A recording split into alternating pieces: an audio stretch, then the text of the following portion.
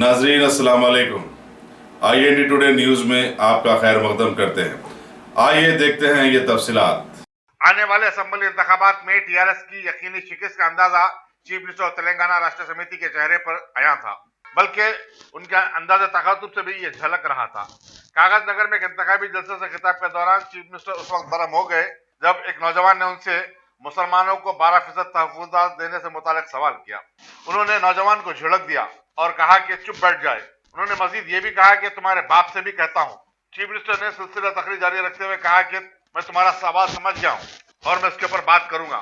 उन्होंने मुसलमानों के लिए किए जाने वाले इक़दाम का तफसीली जिक्र करना शुरू कर दिया। रमजान में दावत इफ्तार और मलबूसात की तकसीम, ओवरसीज स्कॉलरशिप और फिर आइमा और मुज़्ज़िनीन को दिए जाने वाले मशाहरे का जिक्र किया। चीफ मिनिस्टर ने कहा कि उनकी हुकूमत ने मुसलमानों के लिए जो कुछ कर रही है वो मुल्क में किसी भी रियासत में नहीं किया जा रहा है। మన సీఎం రిలీఫ్ ఫండ్ వాళ్ళ నేను పోయిన తర్వాత మీరు ఆలోచన చేయాలి, దయచేసి మీరు తీసి చూడాలి పెద్ద మనుషులు. వాళ్ళ ఆయుష్మాన్ భారత్ స్కీమ్ కంటే మనం అమలు చేసే ఆరోగ్యశ్రీ కోటి వాళ్ళు నయం. అట్లా చేరితే మన రాష్ట్ర ప్రజలకు నష్టం జరుగుతుంది. అందుకోసం చేరలేదు. దాన్ని గోల్మాల్ దింపి ఉల్టా చెప్పి ఇట్లా అబద్ధాలు చెప్తారు. ఇదే చెప్పి బతుకుతున్నారు. 70 ఏళ్ళ నుంచి వీళ్ళు 7 సందమామాలు పెట్టి ఉద్ధరిస్తే గిట్లున్న దేశం. ఒక్క మాట మీరు బాగా విచారించాలి దయచేసి. ఈరోజు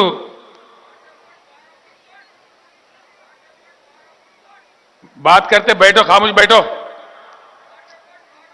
वही 12% ही बोले, खामोश बैठो, बैठ जाओ.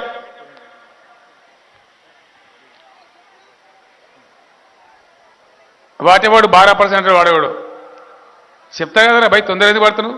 बैठो, खामोश बैठो, बोलो बैठो, बैठो ना. तुम्हारे बाप को बोलूंगा क्या बात है? तमाशा कर रहे. నేనే ఏమద్దా బాబు, ఏమన్నా ఉంటారు కదా ఆడవాడు ఉంటారు. వీని పర్సెంట్లు వీడిచ్చి కాంగ్రెస్ బీజేపీ ఉద్ధరిస్తే ఇప్పుడు గిట్టున్న దేశం. హిమాలయ పర్వతాలకు అవతల పక్క చైనా ఉంది, యువతల పక్క మనం ఉన్నాం. వాడు మనకన్నా గరీబ్ ఉండే ఇవాళ అమీర్ అయిపోయింది. వాడు వరల్డ్ నెంబర్ 2 అయింది. మరి మనం ఎక్కడున్నాం? ఇగో ఇటువంటి తాగుబోతులు, ఇటువంటి దరిద్రులు ఎలక్షన్ వచ్చిందంటే ఓ సీసా జేబులో పెడితే తాగి అరిసేవాళ్ళు, వీళ్ళని పెట్టి సికండి రాజకీయాలు నడుపుతారు ఈ దేశంలో. ఐఎమ్ సారీ, ఎంతకాలం నడుస్తుందండి రాజకీయం? ఇది దుర్మార్గం. ఎన్ని రోజులు నడిపిస్తారు ఈ లంగా దందా? దీనికి ముగింపు ఉండాలా. అందుకే నేను కోరిన పార్టీలు గెలుచుడు కాదు ముఖ్యం, ప్రజలు గెలవాలి. ప్రజలు ఏది కోరుతారో అది జరగాలి. జరగాలంటే నికార్సుగా ఉండాలి వ్యవహారం.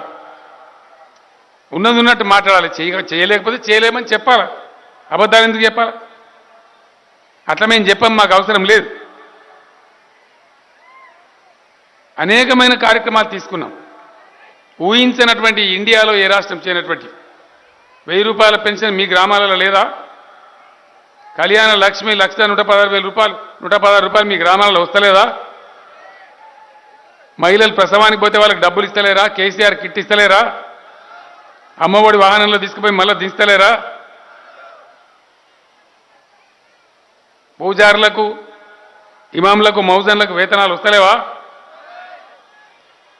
ఇండియాలో ఎక్కడ లేదు, ఏ గవర్నమెంట్ కూడా ఇయ్యరు. పండగలు జరుగుతాయి, పేదరికం ఉంది కాబట్టి అన్ని వర్గాలకు, ఈ వర్గం ఆ వర్గం మేము చూస్తలేము. అది ఏ పండగనన్నా కావచ్చు.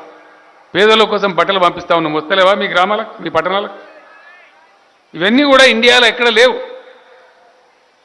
కిరణ్ కుమార్ రెడ్డి మీకు సిమ్మన్ చీకటి అవుతున్నాడు, కానీ సత్యం ఏందండి? తెలంగాణలో 24 గంటల కరెంట్ ఉంది, అదే ఆంధ్రప్రదేశ్లో లేదు. ఇవాళ 24 గంటల కరెంటు మన దగ్గర ఉన్నది, ఇది నిజం. మీరు ఎవరిని అడిగినా చెప్తారు. మీ బంధువులు ఉంటే ఆంధ్రాకు ఫోన్ చేయండి, చెప్తారు మీకు. అదేవిధంగా కళ్ళలో కూడా మీరు ఊహించినరా కంటివేలు కాని కార్యక్రమం జరుగుతుందని. గ్రామ గ్రామానికి, మారుమూల పల్లెలకు, గిరిజన బస్తీలకు వచ్చి డాక్టర్ల బృందాలు మీ కళ్ళకు చెకప్ చేసి అద్దాలిచ్చి ఆపరేషన్లు చేయిస్తలేరా? अगर आपने हमारे चैनल को सब्सक्राइब नहीं किया है तो आपको यहाँ सब्सक्राइब बटन दिख रहा है, उसे क्लिक करिए और सब्सक्राइब कीजिए और साथ ही साथ बेल आइकॉन को भी क्लिक करिएगा, जिससे कि आपको ताज़ा अपडेट मिलते रहें।